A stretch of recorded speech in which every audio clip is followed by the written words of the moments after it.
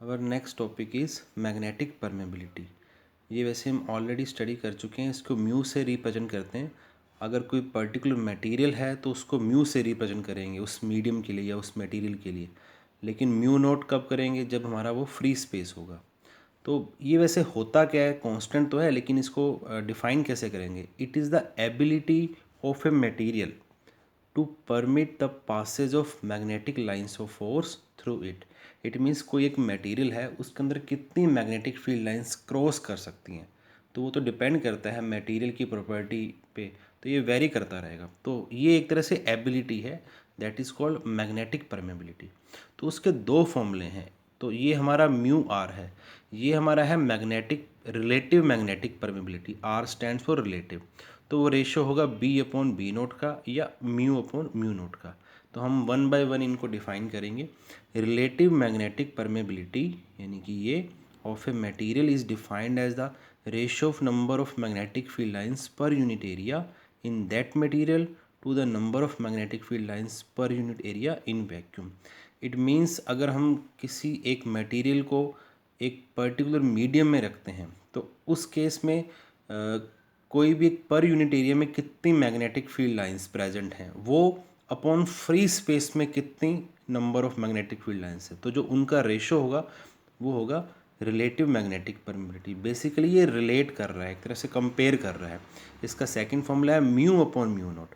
तो obviously mu क्या हो गया? किसी भी एक मटेरियल की मैग्नेटिक परमेबिलिटी, और म्यू नॉट क्या हो गया? फ्री स्पेस की। So the ratio of the magnetic permeability of the material and magnetic permeability of free space, तो mu upon mu naught is also mu r। Second बहुत important definition है magnetising intensity. तो इसकी simple definition, the degree to which a magnetic field can magnetise a material is magnetising intensity. इसको H से represent करते हैं।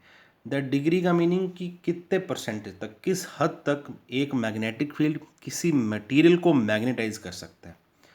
तो अब एक टोरॉइडल सोलेनोइड जो हमने टोरॉइड नाम से स्टडी करा था, उसमें एक हमारा फॉर्मूला आया था B equal to mu N I. ये हमारा मैग्नेटिक फील्ड है। यहाँ पे मैंने मेंशन करा है the product N I is called the magnetising intensity H, यानी कि H की वैल्यू क्या है? N I. अभी हमने यहाँ पे स्टडी करा है the degree to which this field can magnetise, यानी कि ये सोर्स है, यानी कि सोर्स किसी भी मटेरियल को किस हद तक, किस डिग्री तक, किस परसेंटेज तक मैग्नेटाइज कर सकता है। तो यहाँ पे हमने उसका फॉर्मूला बनाया है एन आई। देखो हम समझते हैं इसको कैसे। ये हमारा मैग्नेटिक फील्ड है टोरॉइड का बी। तो इसको प्रोड्यूस करने वाला कौन हुआ? म्यू तो हमारा कांस्टेंट है। किसने मैग्नेटिक फील्ड प्रोड्यूस करा? करंट ने। करंट फ्लो हुआ तभी तो मैग्नेटिक फील्ड प्रोड्यूस हुआ। अब एन क्या था? Number of turns per unit length. तो जितने टर्न्स होंगे उतना ही करंट फ्लो करेगा। तो ये टोटल ओवरऑल सोर्स ये हो गया ना। तो इसलिए इस फॉर्मूले में एच हमारा क्या हो गया? एन आई।